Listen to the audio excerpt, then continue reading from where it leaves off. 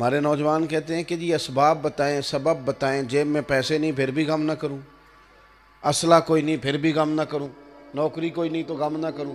हुजूर ने फरमाया तू गम ना कर। क्यों ना कर? इन्नल्लाह माना, बेशक अल्लाह हमारे साथ है। जिनके साथ अल्लाह हो वो गमज़दा नहीं होते। बस ये देख लें कि जिंदगी में जो कुछ हम कर रहे हैं क्या उसे ताईद इलाही हासिल है, वो काम ऐसा है जिसमें अल्लाह की मदद शामिल होगी। बस ये देख लें, बाकी आप आगे बढ़ें। रोज़ मायूस होना, रोज़ कमज़ोर पड़ना, रोज़ डर के जीना, रोज़ जो है वो घबराते रहना। और मैं देखता हूँ कि मजहबी लोगों से लेकर सियासी लोग, एक बीमारी हमें और लग गई है कि हम अपनी कमज़ोरियाँ दूसरों पे डालते हैं।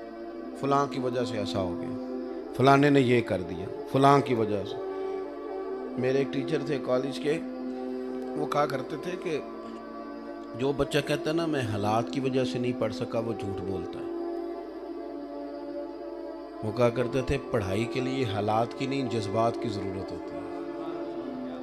जज्बात हों तो बंदा पढ़ लेता है, हालात का पढ़ाई से ताल्लुक़।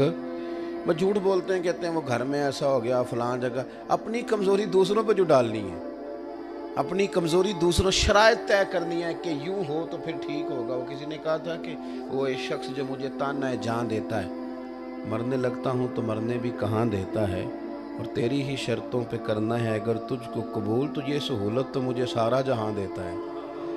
फिर अगर आपने दुनिया देख के आगे चलना है तो फिर तो ये सारा ज़माना ही कह रहा है। आप ये देखिए आपके अंदर कुव्वत कितनी है, ताकत कितनी है, कितना आगे बढ़ सकते हैं। सोच को वसी करें, बड़ा करें, आपका दिल बड़ा हो जाएगा। आप ये हमारे देहातों में रहने वाले बहुत सारे लोग कहते हैं कि वो जी हमारा तो बड़ा पीछे करके गांव है, हम क्या कर सकते हैं। तो मैं कहा करता हूँ कि शहर आबाद किसने की है? गांव वालों ने। किसी बड़े आदमी को टटोल के देखो, पीछे से वो गांव का ही निकलेगा। ये अलग बात है कि शहर में आके पढ़ने वाले अब भूल गए कि किसकी माँ ने कितना जेवर बेचा था। बाद में लोग भूल जाएं, बात अलग है, लेकिन कमज़ोर पढ़ना और फिर रोज़ पढ़ना और फिर इस तरह की कमज़ोरी के दूसरों को भी मायूसी देना, बच्चों को भी कहना हमारा कुछ नहीं हो सकता, ये कमज़ोर बात है। आप अपने आप को ताकतवर देखें। नबी पाक सल्लल्लाहु ताला अलैहि वसल्लम ताइफ के लिए तशरीफ़ ले गए, खादिम साथ हैं हुजूर के। मेरी बातों की समझ आ रही है आप हजरात को?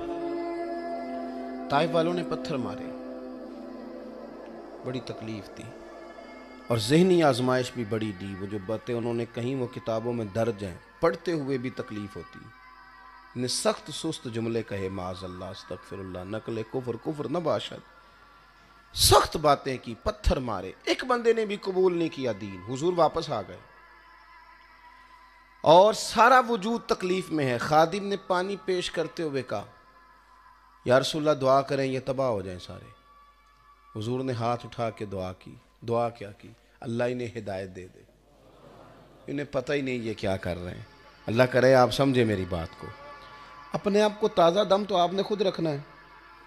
हुजूर ने सोच क्या दी, फरमाई इन्हें अकल ही नहीं, ये क्या कर रहे हैं, इन्हें पता ही कोई नहीं। आप इस पहलू को समझे जो मैं बयान कर रहा हूँ। यानी आप सामने वाले के स्टेटस के मुताबिक नीचे उतर के बहस नहीं करेंगे, बल्कि आप उसे कहेंगे कि भाई तुझे पता ही कोई नहीं, तू उस रास्ते का मुसाफिर ही नहीं जो मैं कह रहा हूँ। आप अपने आप को ताज़ा दम।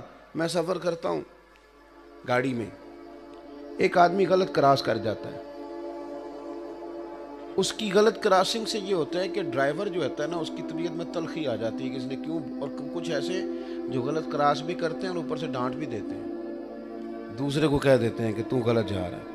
अब वो ड्राइवर बेचारा जो होता है ना, वो वक्ती तौर पे उसका दिल टूट जाता है, तलखी आ जाती है तबीयत में। अब वो जनाब जहाँ ब्रेक आहिस्ता लग सकती है वहाँ भी सख्त लगती है। गुस्सा होता है ना किसी का, जाने किस उम्र में जाएगी ये आदत मेरी, रूठना उससे तो औरों से उलझते फिरना।